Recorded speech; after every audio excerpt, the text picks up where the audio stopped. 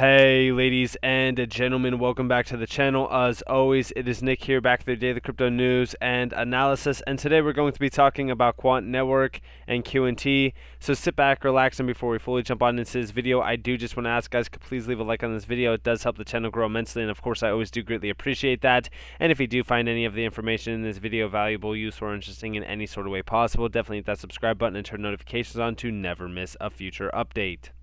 Now, today I have a lot of things to talk about. So first off, we are going to be addressing the chart. I seen a comment on one of my videos saying, hey, can you please address the chart for QNT? Yes, 100%. I will do that in this video. I do want to talk to guys a little bit about the price. Nothing too crazy about it because it's not like skyrocketing in value or anything like that. I will be talking to you guys about a lot of the technical things behind Quant, what makes QNT such a special token, but also what makes Quant as a company such a special company as well, and what they are really kind of focused on. Now, I do know that I talked to you guys about a lot of this stuff before, but this is completely diverse compared to what I've been talking to you guys about in the past. So let's kind of move on. Let's talk about a few things. So first off, just to really quickly rehash the overall holders. Yes, we are at 44,000, almost 45,000 total addresses now. We'll most likely hit 45,000 once this updates, because you guys do see that it is behind a little bit by one day. So I'm excited to see this actually hit 45,000. Most likely definitely will. But with that being said, let's move on to the price chart. So really quick, I know a lot of individuals have been worried about the price chart. They have been worried about, where QNT is going next. Let me throw the volume up here real quick. So in general, like when we are talking about volume, we haven't seen incredible volume lately. Like it's been okay, sort of sideways, if you will. We need more volume similar to this on like February 3rd, or even going as far back as like the summer, right? This is that July timeframe when we really started to move in price. But you do see that it doesn't take a lot of volume to really kind of push us to new heights. I mean, even the volume leading up to about $430, there really wasn't that much volume flowing in. But we do need some buying strength. We need a lot of strength on the Bitcoin price chart as well, which we will talk about real quick. But we also have to break out of some key levels. So obviously, yes, are we, gaining some, we'll say higher lows in terms of support? Yes, 100%. We look like we have found some support at around $1.05. Hoping this level does hold if we do see a little bit of a drop on Bitcoin. I think that Bitcoin does have a little bit more juice left in the tank. But if we are talking about QNT, we really want to break over this $118 level. Then we can really kind of retarget that $177 level up there. But of course, we have to break over this resistance point that we targeted recently at about $155. So realistically speaking, sorry, I did not mean to click that one. I meant to click this one. This is the level at which I'm actually watching right now. So we'll actually mark this one as red, because this is actually a key figure to watch. So let's actually hold on. So here are my key targets, just to really quickly throw this on here, and we'll watch this over the the next few days into even weeks, depending on how long it does take to get back up to this point. But it's $154 to $177. Of course, if we don't get to those points, we could be seeing a little bit more downside potential to hit my targets down here at $100 to $54. Of course, this is my points at which I accumulate. This was those solid buy points going back to like January 22nd that I love to see, and it was incredible to see as well. And it was such a great buying opportunity. But with that being said, let's move on to the QNT Bitcoin price chart real quick and see what's happening over here. So again, similar to the USD chart, let me get rid of all these horizontal lines.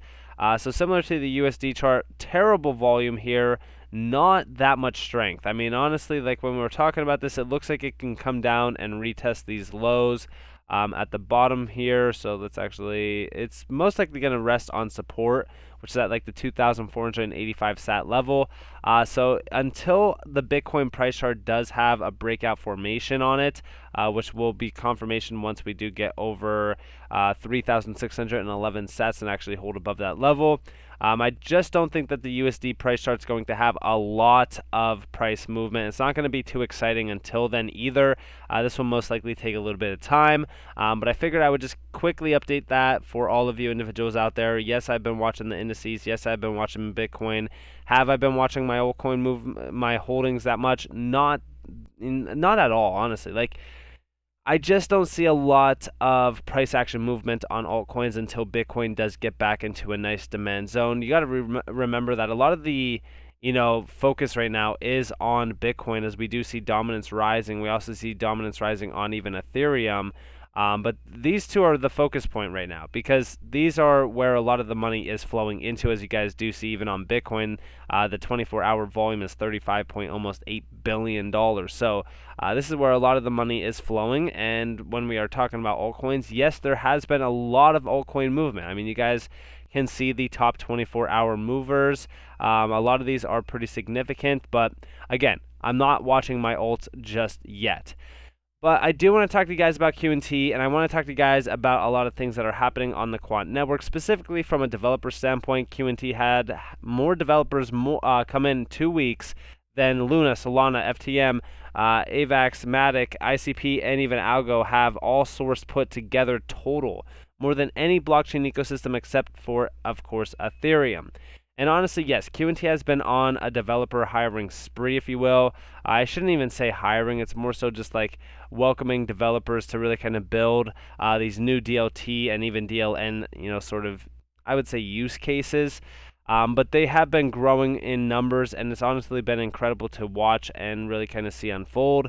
I'm very excited for the future of Q&T from a developer standpoint, but also from a technological standpoint as well. Now, let's get into the juiciness. So I've been talking to guys about open banking for a while now in terms of API gateways, and when we are talking about API gateways, there's a ton of money behind this market. First off, let's look at some of the partnerships that Quant has. So here's two: Nexi Group, Nexi, Sia, and Nets. Combined transaction volume of 2020, $720 billion. Pretty big, right? Especially when we are talking about Q&T's current market cap of $1.4 billion. And then Latin America, LAC Chain, transaction volume 2019, $14 trillion. If Q&T even captures and facilitates 10% of these overall transactions, it would be worth about $72 billion at 1.4 trillion respectively. And this is exactly what I'm talking to you guys about when we are talking about Q&T's actual, value. You got to realize what Q&T, or I should say Quant, is going after in terms of the massive dollar figure amount of some of these networks. LAC Chain is a huge partnership of theirs. And when we are talking about LAC Chain, let's actually look at some things that are unfolding. So this goes back to March of 2021. Quant and LAC Chain partnered to establish a new interoperable financial infrastructure for tokenized currencies and to improve social and financial inclusion in the LAC region. Now, we look at what this is all talking about. So, of course, yes, CBDCs, DLTs are the major players here. But we actually look here. It is for this reason that many national governments have developed or have begun to develop and manage DLT infrastructures known as DLNs, distributed ledger networks.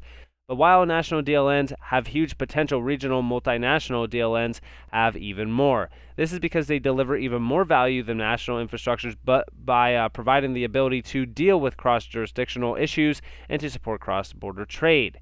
This is exactly why I talk to you guys about a lot of the things that are happening with Quant in terms of their DLN development. We actually see here, in fact, the benefits of regional DLNs are so significant that some are already live or in an advanced state of development, development. Sorry, I thought that meant deployment. In the EU, for example, the EBSI DLN is coming online, while China's BSN infrastructure is now rolling out globally. Probably, however, the most advanced example of a regional DLN is currently LAC Chain, an alliance led by the Inter-American Development Bank operating across the Latin American and also Caribbean region. LAC Chain is already having demonstrable positive social impact, and the consortium has developed a roadmap which will ultimately lead to the interconnection of regional DLT ecosystems. And this is all, of course, powered by Quant. And we do see here, fundamental to the success of this aim is the integration of LAC chain, which combines consensus Ethereum slash Hyperledger Basu and EOS technologies, and Quant's unique overledger technology. This will facilitate the creation of new fast cross-border payment systems for the region using tokenized money by flexibly tokenizing money using Quant's patent-pending multi-DLT token technology. The LAC chain DLN will power a variety of new solutions ranging from transferring money between private individuals to government and corporate payments, as well as many other future LAC chain use cases. I want you to understand the amount of money behind this. This is absolutely massive. Also, when we are talking about LAC chain, we do see here LAC chain as the internet of value. Tokenized fiat money minted by authorized financial institutions, regulatory compliant, your customer and anti-money laundering process, e-money token standard, self-sovereign identity, public permission networks. I mean, this is huge. Okay, and here's the LAC chain as a quantum safe network of networks. Again, all powered by Quant. You guys can really see this. I mean, this is huge. Here's ITU recognition as well. I mean, a lot of this you can't really see because it is blurry even on my screen. But this is all talking about ISO TC 307. If you guys don't know what that is, basically it is the created ISO standard by Gilbert Verdian, and this is going to really power these countries. This is going to offer these countries interoperability support, as well as give them the power to really interconnect their systems with the legacy systems of tomorrow. I mean, we're talking about legacy to DLTs to digital frameworks being, really created and ushered in on top of these legacy platforms in a plug-and-play aspect, okay? Now, I want you to all realize what is happening right now with, of course, DLTs. So I talked to you guys a little bit about open banking. Now, this talks about really the disruption here, fintech across the pond, insight to disrupt the financial ecosystem. Now, I do have API labeled here so that we can kind of skip through a lot of the nonsense, but we do see here, okay, here's the best part. So we do see here in the UK, the implementation of that framework is referred to as the Open Banking Initiatives and gives third-party providers the right to access both consumer financial data and make payments on their behalf. It also requires banks to open their systems to third-party providers and has mandated that the 9 largest banks in the region, referred to as the CMA 9, build APIs for providers to access consumer data.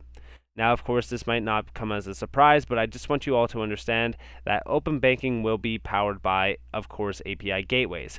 The framework has been fairly prescriptive, except for when it comes to providing technical guidance on how banks should provide that access. This has created confusion for both the fintechs and the banks. Again, when we are talking about open banking and we're talking about APIs, so let's go down here. Here we have a few things. The fintech speech from the throne. So again, 1, become a third-party provider and take on the compliance cost of PSD2, tech cost of integrating with each bank API customer service, and hold a professional indemnity insurance, hire a technical service provider that streamlines all the tech build and provides you with a single bank API. Here's where things get interesting. Hire a TPP that will handle all the back-end costs and provide a single API to connect to all the banks. This is what I've been talking to you guys about. This is where API gateways get very, very interesting. And in fact, this is Quant's mission. Okay, similar to this tweet over here, right? When we were talking about Nexi Group, like SIA, the API gateway from Quant allows SIA to interconnect with 570 plus banks all at once. This is why I want you to all start paying attention to API gateways, because when we are talking about Quant and their overall goal here, it's to have that API gateway for DLTs, right? We even see here, because an API gateway for distributed ledgers, it delivers universal interoperability connecting any system to any network or any DLT, old or new. It's going to be interconnected between all of these major platforms, but it is also going to be a single DLT API gateway that connects massive banks to one network. This is why I want you to all understand that when we are talking about these major networks that are being built, these major, innovations to this space, this is the biggest thing that we've ever been able to invest in my opinion. Okay? Because DLTs are ramping up. I don't need to tell you guys that. You see it day in and day out when I talk to you guys about Hedera becoming, the massive DLT giant in the space. We talk about XRP. These DLTs are growing in population, right? They are also growing in popularity as well. Because when we are talking about population, I don't mean people that are utilizing these DLTs. Absolutely not. No, I mean companies and banks that are connecting with these DLTs, and they're doing massive amounts of volume and also value flowing over these networks. But the issue is, where does that volume and value go? Because it needs to be interconnected. Like, yeah, sure, transactions can flow over a DLT all day long, but what if I wanted to make a payment from one DLT to another? Because that's the future that we're basically marching into right now. We are seeing these major DLTs taking huge leaps into the future in terms of their partnerships and innovations that they have built for the banking scene, but we still need something that is going to connect the old to the new. Not the old or the new, but the old to the new. We need to be able to have that interconnectivity layer between legacy platforms and digital platforms, because that is what's happening. All right, the financial system before our eyes is being revolutionized. We've seen it with Russia and the Ukraine, right? We've seen SWIFT sanctions being put in place, shutting out banks, shutting basically banks out from transactions with import and exports. The issue here is that these nations are going to want off of SWIFT. But the problem is that I don't think individuals realize how catastrophic that actually is for the legacy system. This is why a new system is being implemented. This is why when we are talking about crypto and regulations coming to this space, it is such a drastic, major update to this entire market. Because without regulations, a lot of this stuff won't be implemented properly. But as we have, regulations coming into this space, utility gems are about to take off. And that is exactly why I look into, things like DLTs and Q&T. Even in my HBAR video, I talked to you guys about how Bitcoin and Ethereum will no longer be number 1 and 2. All right, we're talking about a massive revolution to crypto. We're talking about DLTs and DLNs taking over. But the thing where Q&T really kind of stands, and the main thing that I love about Q&T itself isn't just, what the token does. Because when we are talking about the token, I know a lot of individuals are confused on the token, but, a lot of those fees and the things that, revolve around Q&T in terms of, these individuals that will utilize Overledger, having to hold Q&T and transact with Q&T, that provides a massive amount of, value to that token. Also, it does allow for a lot of supply and demand problems to arise in terms of, supply shocks and things like that. But also, it's the idea that what Quant has developed and delivered on is something truly remarkable in a way of a major use case that has not been clearly seen in this space ever. Yeah, sure, we have oracles and things like that, but when we were talking about this API gateway, guys, it is so huge.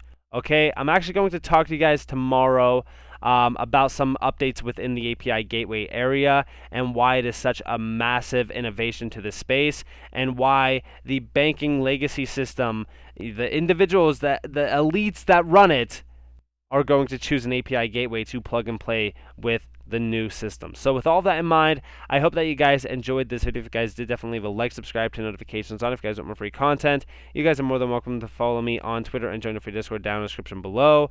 As always, I hope that you all have a beautiful day or a beautiful night wherever you guys are in this beautiful world. This has been Nick. Peace out, guys.